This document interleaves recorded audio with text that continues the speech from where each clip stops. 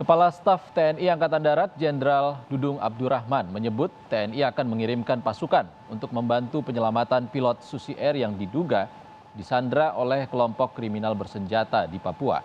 Jenderal Dudung memastikan anggotanya akan menggunakan pendekatan humanis untuk menyelamatkan sandra dan menangkap pelaku. Akan diberangkatkan ke Papua, saya akan memberikan moral kepada mereka.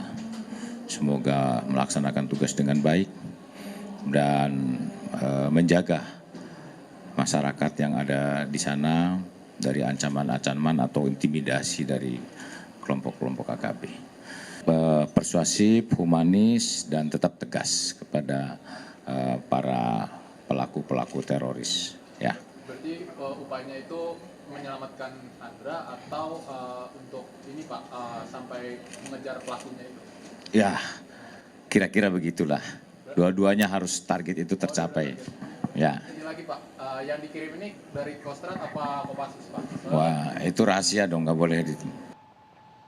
Kapolri dan Panglima TNI memprioritaskan penyelamatan pilot Susi Air Philip Mark Mertens. Namun, opsi penggunaan kekuatan tak serta-merta bisa diambil karena ada risiko keselamatan sandra. Lalu apa yang dilakukan untuk bisa segera membebaskan pilot Susi Air?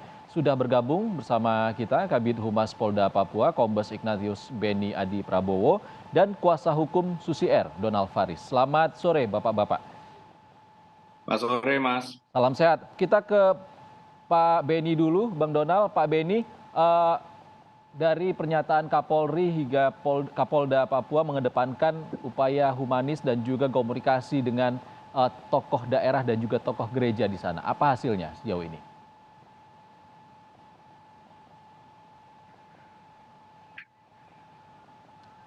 Oke, kita mengalami gangguan komunikasi dengan Kabid Humas Polda Papua. Kita ke Bang Donald dulu. Bang Donald, kalau dari pihak Susi Air, apa bantuan yang diberikan dalam upaya pencarian pilot Susi Air?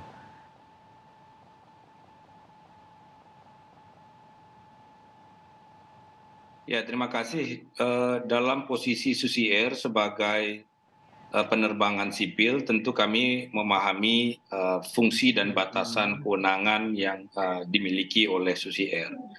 Tentu saja kami berada pada peran memberikan informasi data dukung yang relevan dalam upaya untuk pencarian dan evakuasi nantinya pilot kami, Kapten Philips.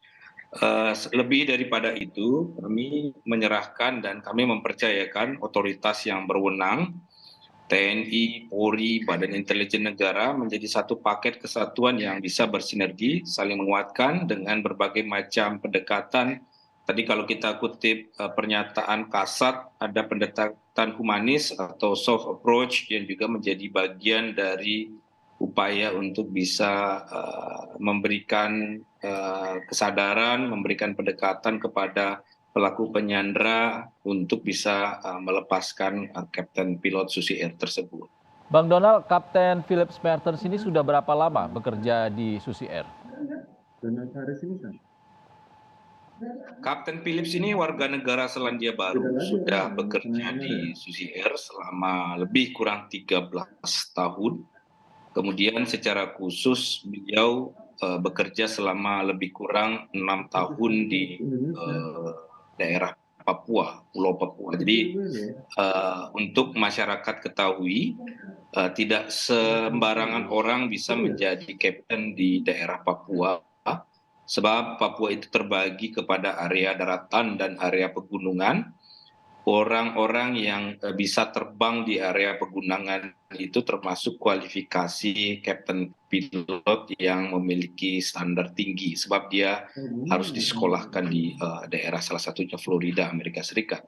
Jadi sudah 6 tahun bekerja di daerah region Papua. Untuk di Papua sendiri, Susi Air melayani setiap tahunnya sampai dengan lebih 20.400 penerbangan di tahun 2002. Itulah kira-kira gambaran kontribusi Kapten Philips untuk menjadi connecting area melalui penerbangan perintis di daerah Pulau Papua. Bang Donald, setelah kejadian pembakaran pesawat Susi Air, apa komunikasi terakhir yang disampaikan oleh pilot kepada pihak Susi Air? Sejak 4 kali 24 jam setelah, kalau kita sebut kita kehilangan kontak itu bisa karena beberapa versi ya, penyanderaan atau kemudian pilot melarikan diri. Itu kan terjadi pada hari Selasa tanggal 7 Februari 2023. Pada hari kejadian itu di waktu 6.17 waktu Indonesia Timur. Beberapa menit kemudian otoritas dalam hal ini Susi Air dan kemudian juga Airnav mengecek keberadaan pesawat, tidak ada respon, dan 2 jam kemudian maksud kami dilakukan SOP perusahaan untuk melacak keberadaan pesawat tersebut. Ditemukan pesawat dalam kondisi terbakar di runway. Nah, setelah itu baru kita mendengar pernyataan pihak kepolisian, pihak TNI bahwa kebakaran itu disebabkan sabotase oleh kelompok tertentu yang menyebut dirinya sebagai organisasi Papua Merdeka atau OPM. Sejak dari itu tidak ada lagi komunikasi Captain Philips dengan kami. Baik, Bang Donald, karena sampai saat ini belum diketahui keberadaannya dan kita juga akan pastikan perkembangan pencarian terkini kepada Kombes Beni, Kabid Humas Polda Papua yang sudah tersambung lagi. Selamat sore, Kombes Beni.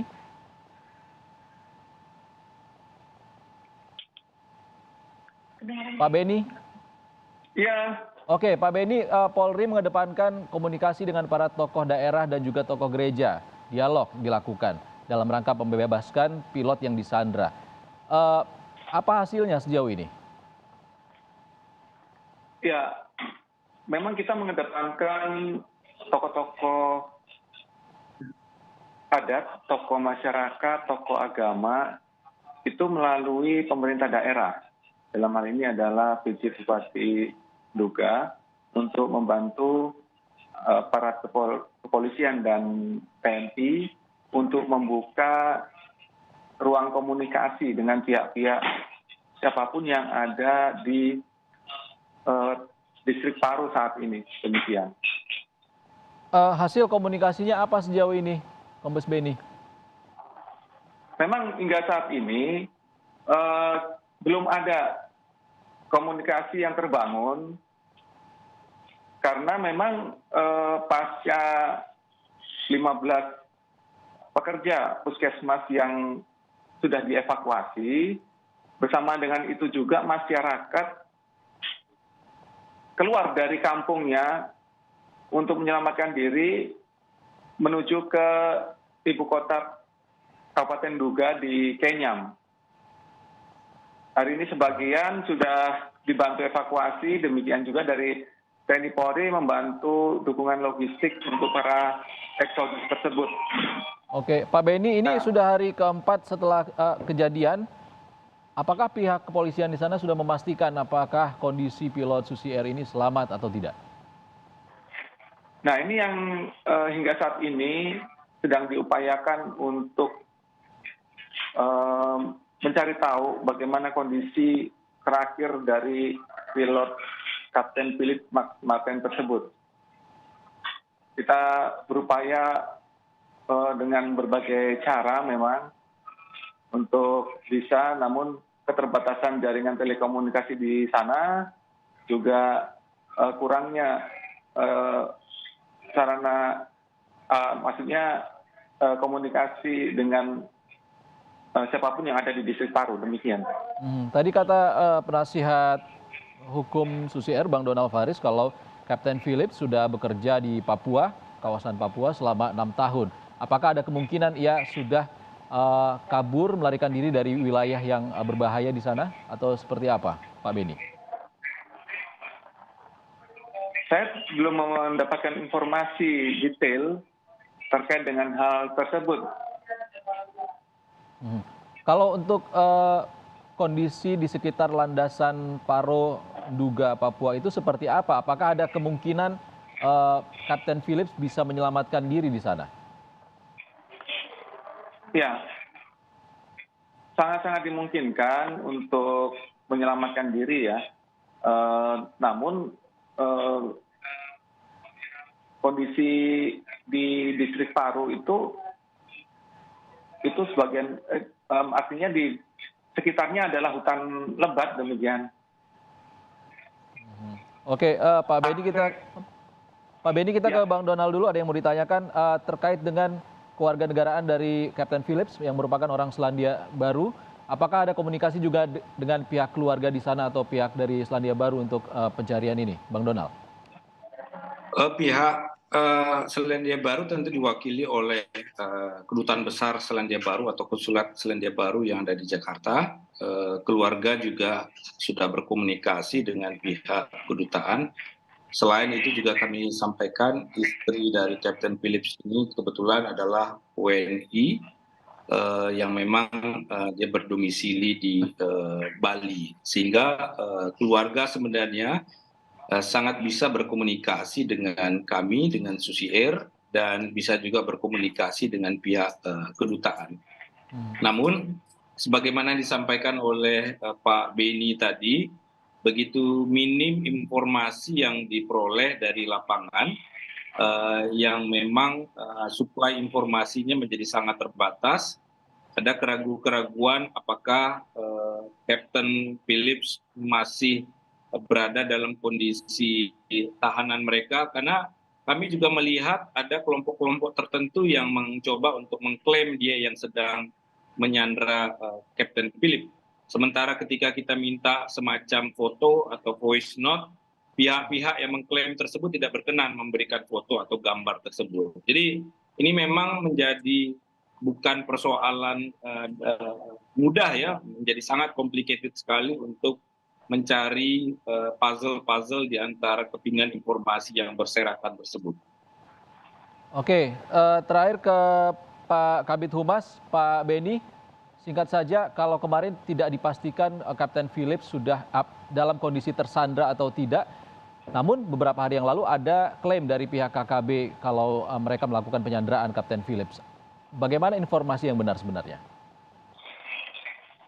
Ya, terkait dengan apa yang disampaikan oleh pihak-pihak tersebut, termasuk juga dari juru bicaranya, kami bisa sampaikan bahwa apa yang mereka sampaikan itu non-official ya, karena pemerintah RI maupun TNI Polri kami tidak mengakui eksistensi mereka. Demikian. Oke. Baik, jadi terima apa yang kasih. mereka sampaikan belum tentu bertanggung jawab. Artinya tidak bisa dipertanggungjawabkan. Tidak bisa dipertanggungjawabkan seperti itu. Baik, terima Betul, kasih. Kabid Humas Polda Papua Kombes Ignatius Beni dan kuasa hukum Susi Air Donald Faris sudah berbagi di Kompas Petang. Terima kasih Bapak-Bapak.